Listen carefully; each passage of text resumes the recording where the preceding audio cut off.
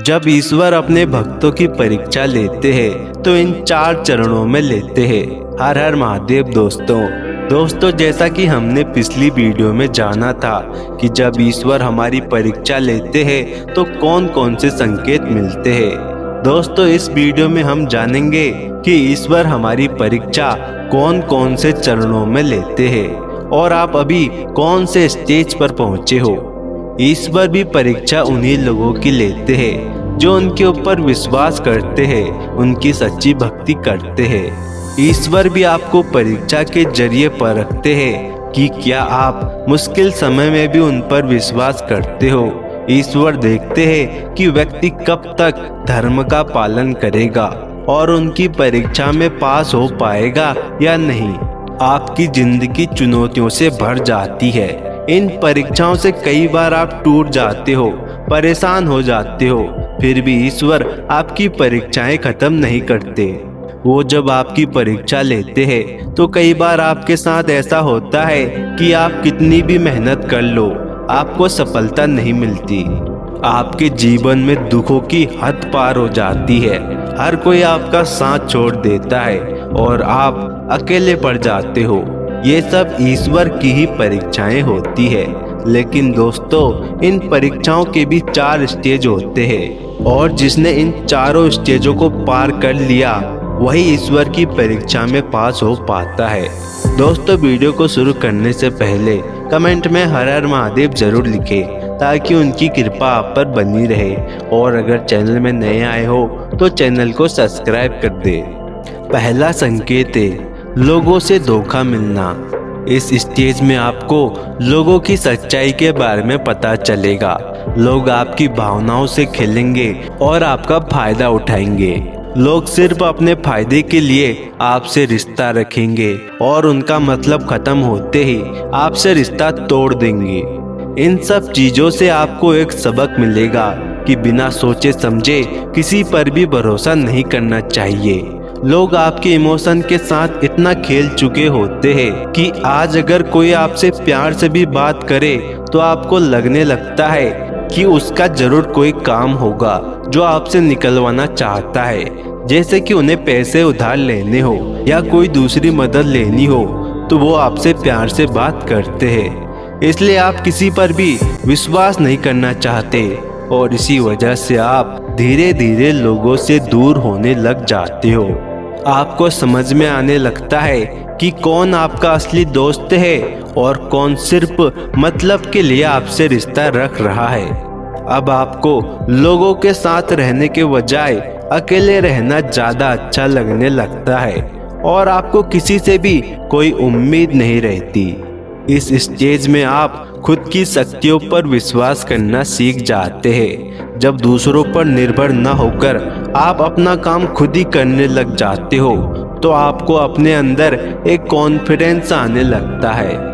आप इस स्टेज को तभी पार कर सकते हैं जब आपको इस दुनिया की असलियत का पता चल जाता है और आप दूसरों पर निर्भर न होकर सिर्फ खुद पर ही निर्भर रहते हो। दूसरा स्टेज है जीवन के असली संघर्ष से गुजरना।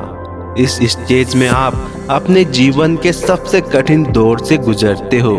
आपको जिंदगी का असली संघर्ष क्या होता है वो पता चलने लगता है। जो भी आपकी एक्सपेक्टेशन थी, जो भी आपकी अपनी अपेक्षाएं थी, आपकी लाइफ बिल्कुल उसके विपरीत चलती है।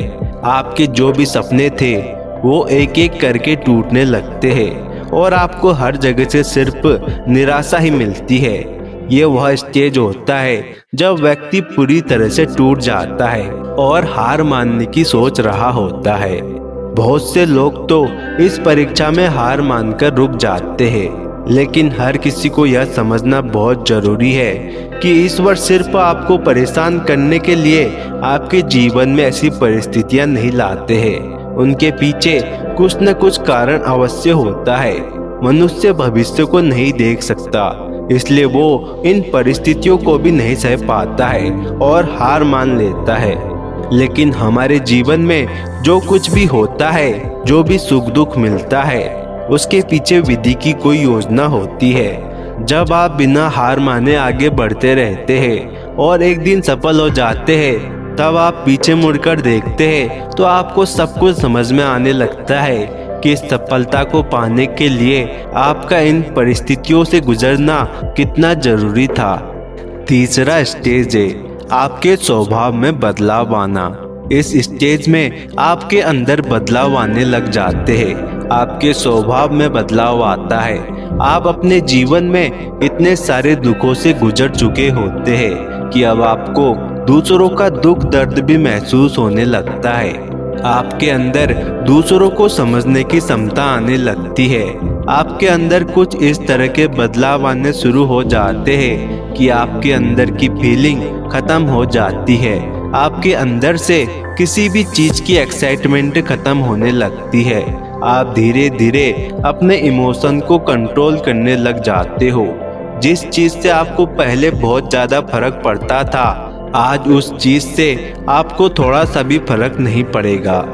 धीरे धीरे आप उस स्टेज पर पहुंच जाते हो कि आपको एक खालीपन सा महसूस होने लगता है, जैसे कि आपके पास कुछ भी नहीं है जो आपको सुकून दे सके। आपके जीवन में कोई भी व्यक्ति या चीज नहीं है जिस पर आप भरोसा कर सके। आपको फनी चीजों पर हंसी नहीं आती है और हमेशा एक जैसा ही मूड रहता है। आप शून्य की तरफ चले जाते हो। आपको हर परिस्थितियों में सामान्य रहना आ जाता है और आप खुद के ही एक रूटीन के साथ अपनी लाइफ जीने लग जाते हो। चौथा स्टेज है सभी प्रकार के मोह माया से मुक्त होना। इस स्टेज में आपके साथ कुछ ऐसा होने लगता है कि आपके अंदर से सभी प्रकार के मोह माया खत्म होने लगती है। जब आप इस स्टेज पर पहुंच जाते हो तो आपको लगने लगता है कि आपके पास किसी भी चीज की कमी नहीं है। आपके पास वो सब कुछ है जो आपके लिए इम्पोर्टेंट है, जरूरी है, और आप सभी मोह माया से मुक्त हो जाते हो। और जब आप इस स्टेज पर पहुंच जाते हो तो ईश्वर आपको वो सब कुछ देता है जिसके आप काबिल हो। आपकी इच्छाएं पूरी होने लगती है, आपकी सारी परेशानियां दूर होने लगती है और आप सारी चिंताओं को भूलकर खुश रहने लगते हो। आपका मन शांत हो जाता है और इस तरह से आपकी सारी परीक्षाएं भी समाप्त हो जाती है। दोस्तों, वीडियो को देखने के लिए धन्यवाद। दोस्तों, कमेंट में हर हर महादेव जरूर लिखें ताकि उनकी कृपा आप पर बनी रहे और चैनल को सब्सक्राइब कर वीडियो को लाइक शेयर जरूर करें।